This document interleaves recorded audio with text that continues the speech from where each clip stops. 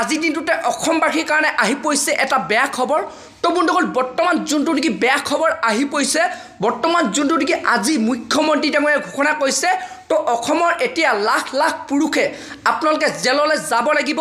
তো বন্ধুসকল এই মাহৰ অৰ্থাৎ এই নৱেম্বৰ মাহৰ 20 তাৰিখৰ পৰা আপোনালোক প্ৰতি গাঁৱে গাঁৱে আপোনালোকে তালাচী চলাব, অৰ্থাৎ ভিজিট পঠিয়াব।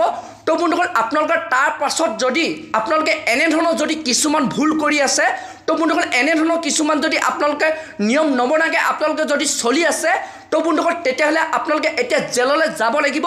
তো বন্ধুসকল আপোনালোকক মই সেই ভিডিঅ' ক্লিপটো দেখুৱাম কি কাৰণে চৰকাৰে এই পদক্ষেপটো লৈছে, কোনসকল পুৰুষে আপোনালোকে জেললৈ যাব লাগিব, তো বন্ধুসকল কি কাৰণে আপোনালোকে জেললৈ যাবলগীয়া হ'ব পাৰে। তো বন্ধুসকল আপোনালোকক মই সবিশেষ সেই ভিডিঅ' ক্লিপটো দেখুৱাম বৰ্তমান যোনটো নেকি আজি মুখ্যমন্ত্ৰী ডাঙৰীয়াই ঘোষণা কৰিছে। তো বন্ধুসকল আপোনালোকে সেইটো কাৰণে ভিডিঅ'টো একেবাৰে স্কিপ নকৰাকৈ চাই থাকিব। আৰু লগতে যদি আপোনালোকে মোৰ চেনেলটোত নতুনকৈ ভিজিট কৰিছে, চেনেলটো লাইক এটা কৰি দিব, পাৰিলে ছাবস্ক্ৰাইব এটা কৰিব, লগতে আপোনালোকে বেল আইকনটো অন কৰি দিব। তো যেতিয়াই এনেধৰণৰ নতুন খবৰ বা ইনফৰ্মেশ্যনবোৰ আহি থাকে, তো প্ৰথমে আপোনালোকে সেই ভিডিঅ'টো আপোনালোকৰ মোবাইলত লাভ কৰিব পাৰিব। তো বলক এতিয়া আপোনালোকক মই সেই ভিডিঅ' ক্লিপটো দেখুৱাই আছোঁ। এইবাৰ মই এখন নতুন আইন আনিম আমাৰ নৱেম্বৰ মাহত।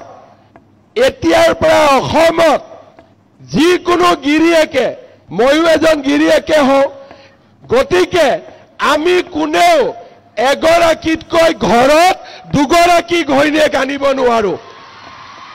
ভাল হ'বনে বেয়া হ'ব? ভাল হ'বনে বেয়া হ'ব?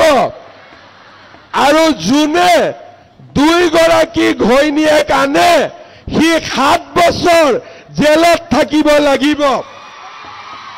ভাল হ'বনে বেয়া হ'ব? ভাল হ'বনে বেয়া হ'ব? গতিকে আজি ঘৰত গৈ আমি গিৰিয়েকবিলাকক ক'ব লাগিব, হাজবেণ্ডক ক'ব লাগিব, পতিক ক'ব লাগিব যে মামাই দুজনী ঘৈণীয়েক আনা ৰাস্তা বন্ধ কৰি দিলে বুলি।